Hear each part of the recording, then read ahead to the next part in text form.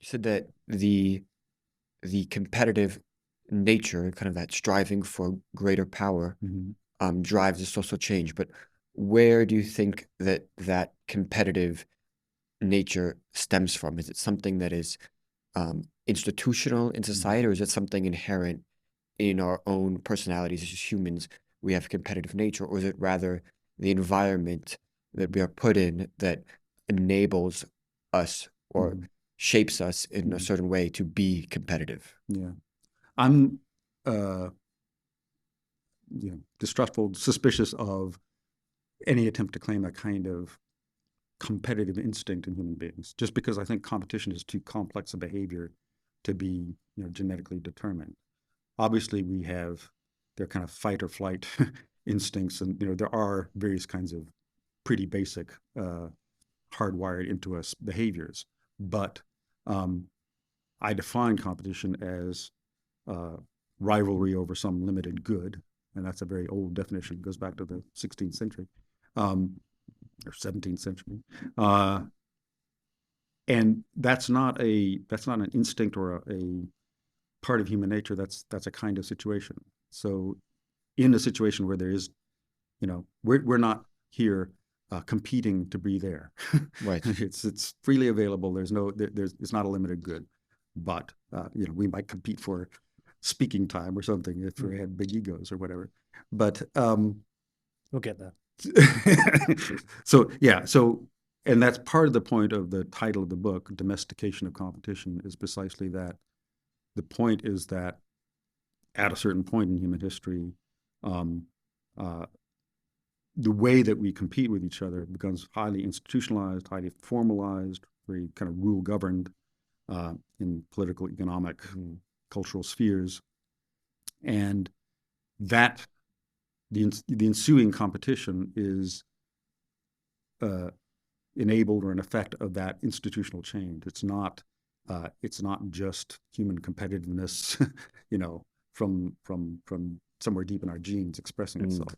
Um, So is it correct to say that essentially what you're saying is that we started in this Hobbesian world where um, there's no institutional structure mm, and we're all just competing for these limited goods out there.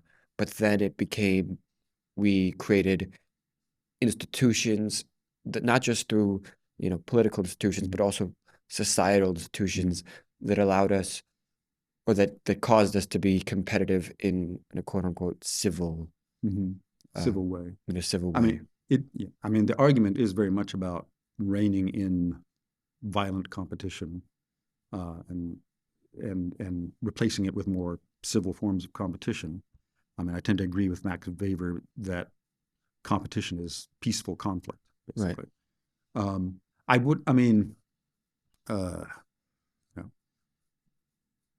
you know, the foundation is not terribly Hobbesian in the sense that uh, I don't, you know, I think if you go back in human history, human beings were never absolutely isolated Right. individuals in competition with each other. From our primate origins, we were parts of families and Mm. bands, and and the way we do that has changed from our primate ancestors. Um, but there's built-in cooperation and into the species and our instincts, as well as capacity for competition. And that's one of the basic points here is that um, people often talk in a critical way of we hate competition, it ruins us. Let's have cooperation. But we often find that competition is the driver of cooperation. I see. Strong cooperation is happens Right. in groups that are in competition with other groups, right? And that's obviously part of our primate history, but I'm saying that principle is Mm. kind of bedded in and elaborated in a So lot of so ways. so competition does not mean every man for themselves, but rather it's a driver of collaboration and cooperation with others.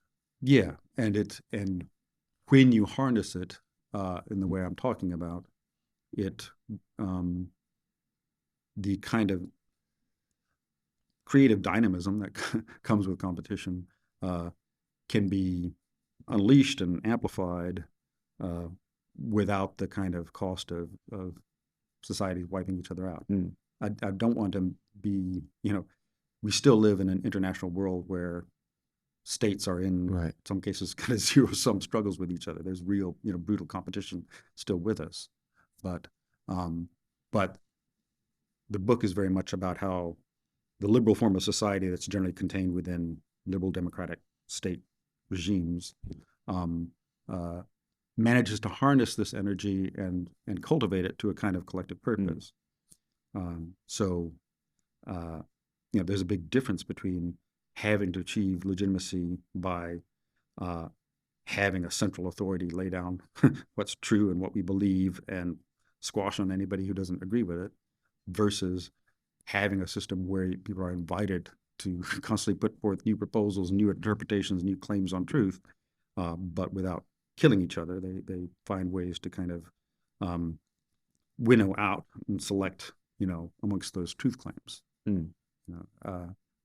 And I'm saying that's a kind of, that will make this kind of society more ideologically productive, and ideological not in the kind of negative political sense, but in just the general sense of ideation evolving. Yeah.